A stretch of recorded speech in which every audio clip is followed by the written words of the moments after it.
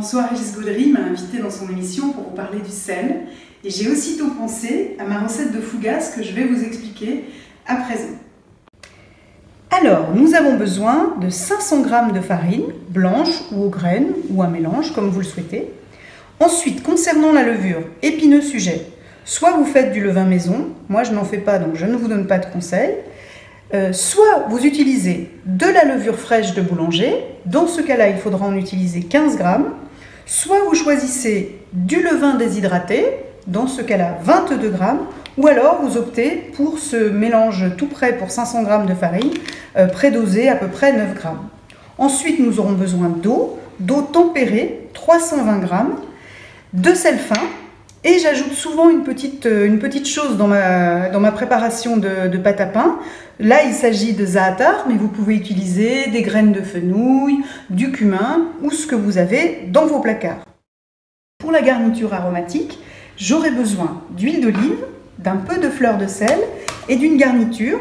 Là, j'ai préparé des dés de courgettes sautées avec oignons et céleri. J'ai ajouté des olives grossièrement hachées, des olives noires de Sicile, des herbes aromatiques et puis je vais mettre un petit zeste de citron.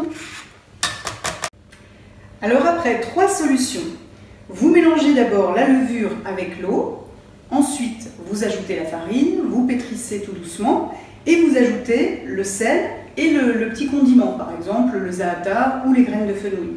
Vous avez plusieurs options, soit vous le faites entièrement à la main, bon, à l'huile de coude c'est un petit peu dur de pétrir, mais vous pouvez le faire, il faut pétrir assez longuement, bien au moins 5-6 minutes, ce qui est assez long. Vous pouvez utiliser votre robot mélangeur, ça c'est tout à fait possible.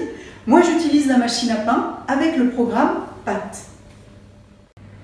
1h25 de programme, voilà la pâte que j'ai obtenue grâce à ma machine à pain. Donc là je vais la sortir de la cuve.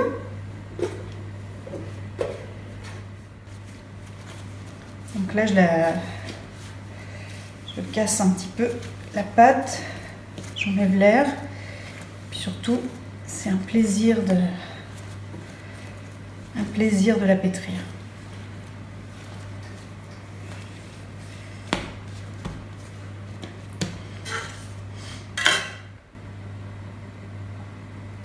Alors, on va passer au façonnage. Je vais faire plusieurs... Je vais faire 2 fougasses, pas trop grandes.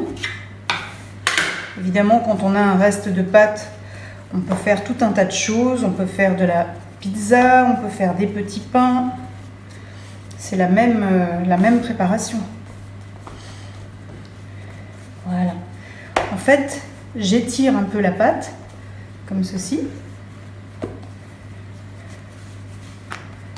pour lui donner une forme allongée. Et je fais la même chose avec les 2 bâtons.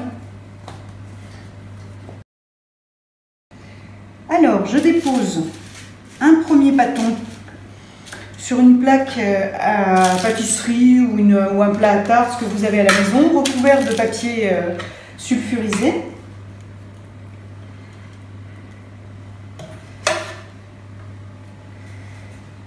Et je vais ajouter un peu de garniture.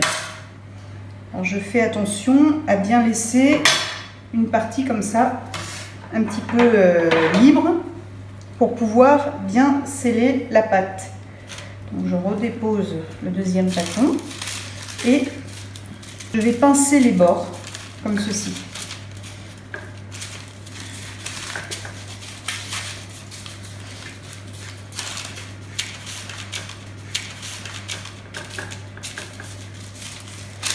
Et là, je laisse la pâte reposer. Alors, elle va lever encore une demi-heure, 3/4 d'heure. On va la laisser bien gonfler. 45 minutes plus tard, la pâte a de nouveau levé. Donc là, en fait, avec ma main, je vais appuyer comme ceci. Alors, l'idée n'est pas de percer en fait la pâte, hein, c'est de faire des petits trous. Voilà, comme ceci. Petits trous que je vais arroser d'huile d'olive. Voilà. Et je vais parsemer le tout 2 fleurs de sel.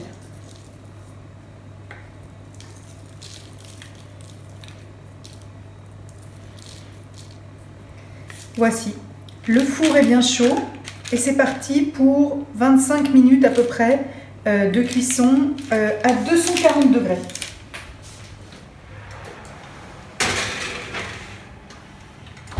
Notre fougasse doit être prête. Voilà. Oh, magnifique. Voici. Et là, c'est à vous de jouer.